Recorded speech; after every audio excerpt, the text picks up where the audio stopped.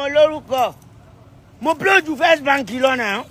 Olorin tàkásùfé Habib Òkìkíọlá tí gbogbo èèyàn mọ̀ sí Portable Zazu gẹ́gẹ́ bí ó ti ṣe pé ilé ìfowópamọ́ First Bank gẹ́gẹ́ bó ṣe pè wọ́n síta wípé wọ́n fẹ́ jí òun gbé gẹ́gẹ́ bí ó ṣe sọ di mímọ̀ nínú ọ̀rọ̀ èyí tí ó fi léde sójú òpó ìkànnì Instagram rẹ̀. Níbẹ̀ ló ti ṣe àlàyé wípé ẹ wò ó wọ́n fẹ́ jí òun gbé o, wọ́n sì ń dúnkokò láti jí òun gbé lásìkò tí òun lọ sí ọ̀kan lára ẹ̀ka ilé ìfowópamọ́ First Bank ní orílẹ̀-èdè Nàìjíríà. Níbẹ̀ ni ó ti fi ẹ̀sùn kàn wọ́n wípé kódà ilé ìfowópamọ́ yìí wọ́n ń tọpinpin òun, wọ́n ń tíráàkì òun nípa ti àwọn nǹkan tí òun ṣe.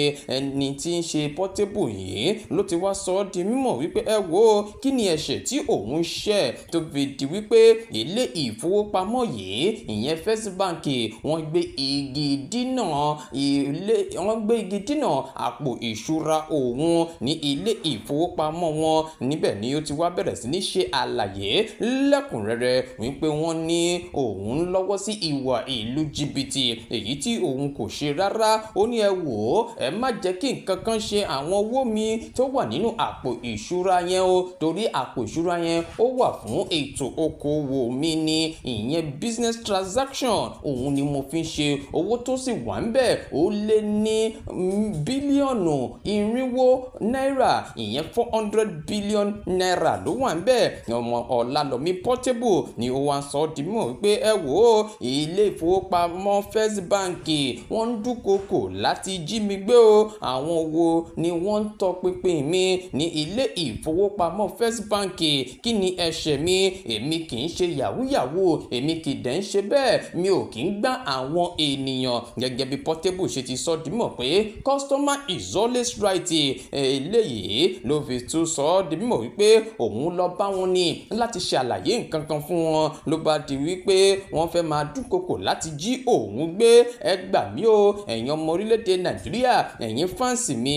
Gẹ́gẹ́ bí Portable ọmọ Ọlálọ́mí ṣe ti wá sọ ọ́ di mímọ̀ nínú ọ̀rọ̀ rẹ̀ èyí tó ń jà rìnrìn lórí ẹ̀rọ ayélujára wípé ẹ má sọ wípé ẹ tún fẹ́ ṣe léyìí fún èmi o, bí ilé ìfowópamọ́ GT Bank bí wọ́n ṣe ṣe fún Very Dark Man lọ́jọ́ ẹtì Friday ọjọ́ kejì oṣù karùn-ún ọdún tí a wà yìí wípé lẹ́yìn tó ṣe àbẹ̀wò sí ilé ìfowópamọ́ Guaranty Trust Bank GTB ẹ̀ka ilé iṣẹ́ wọn kan ní ìlú Àbújá látàrí pé wọ́n yọwó nínú àpò ìṣúra màmá rẹ̀, ló fi di wípé ó di ẹni tí ń lọ sí ilé ìfowópamọ́ náà tó fi di wípé àjọ EFCC ni wọ́n gbé.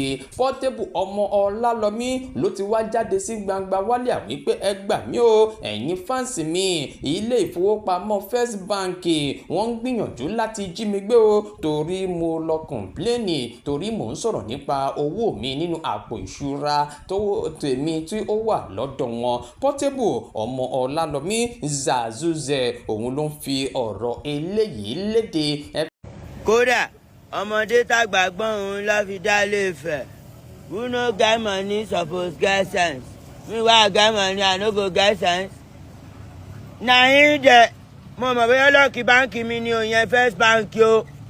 Badmus Habib lórúkọ mi o. I get money o. Owó wà lákàntì mi.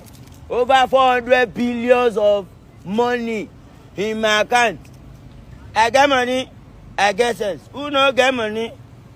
Oh, lówó ní sense. Now, máa kọjá bẹ́ẹ̀ tí wọ́n ti ń jáwọn èèyàn gbé o.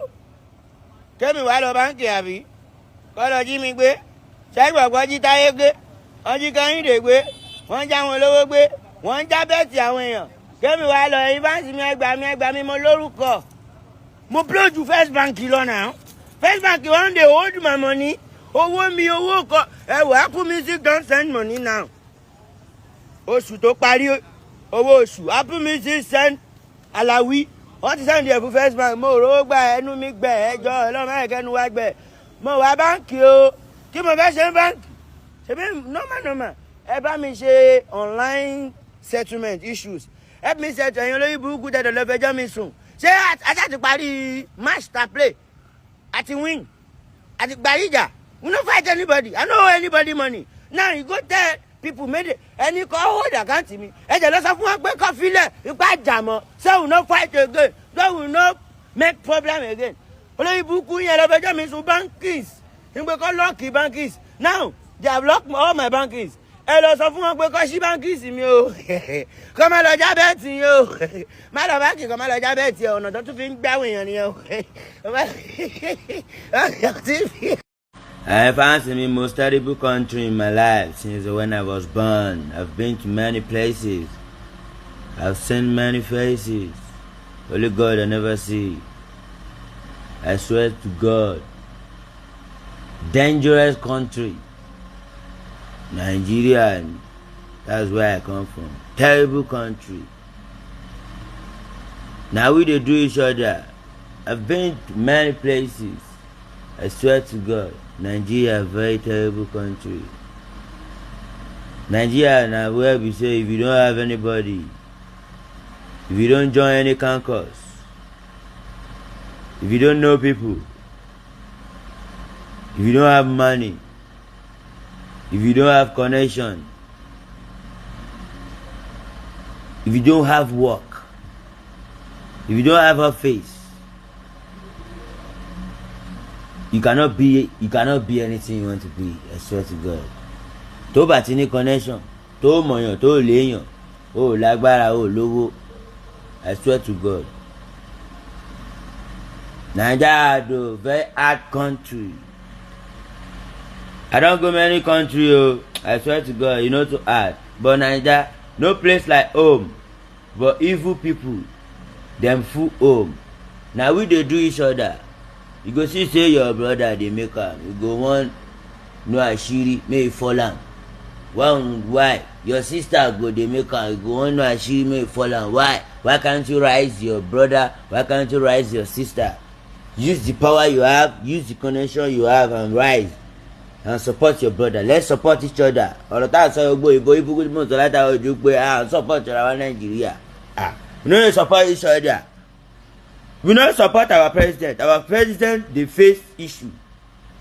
Ìlera lọ́rọ̀. Ní ojoojúmọ́ ni ọ̀pọ̀ ènìyàn ná owó rọ̀gbọ̀rọ̀gbọ̀ sórí ètò ìlera.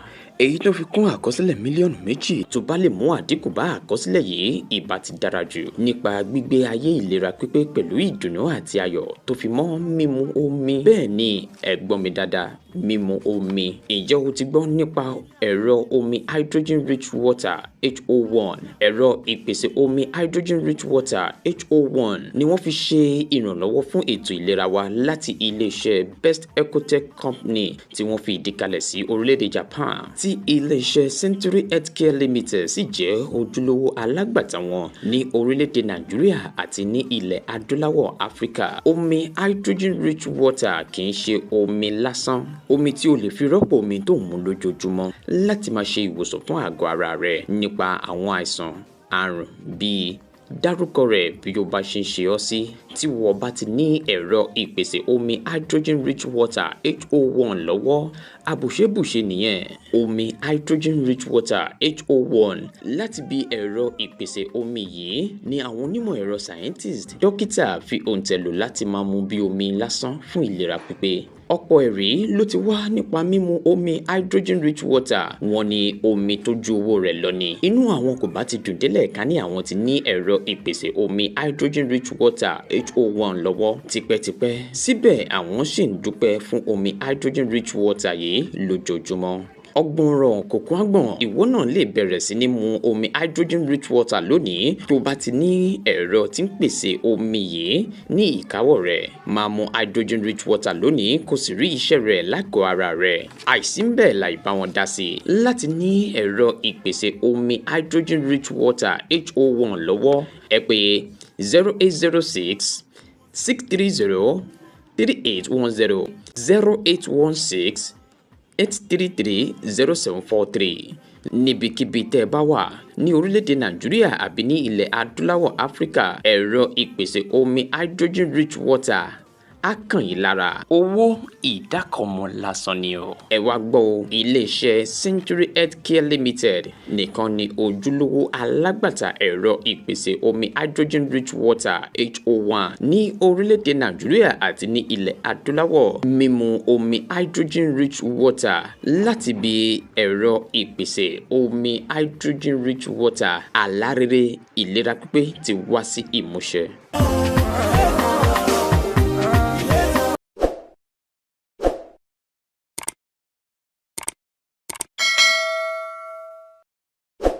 Ọ̀tẹ̀ ló ń jẹ́ ìlú ń pè ọ́, kò sẹ́ni tí ò lórúkọ tiẹ̀, àti wípé ọmọ kì í gọ̀ títí sẹ́ẹ̀ kó gbàgbé orúkọ ara rẹ̀. Ààfin tèmi ò nílò ìdánimọ̀ lọ́jà, tó bá dọ́jà báyìí wọ́n á mọ̀ bó dọ́jà ni. Èmi tí ń tòótọ́ Samuel Owóyẹmí, fẹ́lẹ́fẹ́lẹ́ láyé lórúkọ mi, fẹ́lẹ́ ní gbogbo èèyàn mọ̀ mí sí.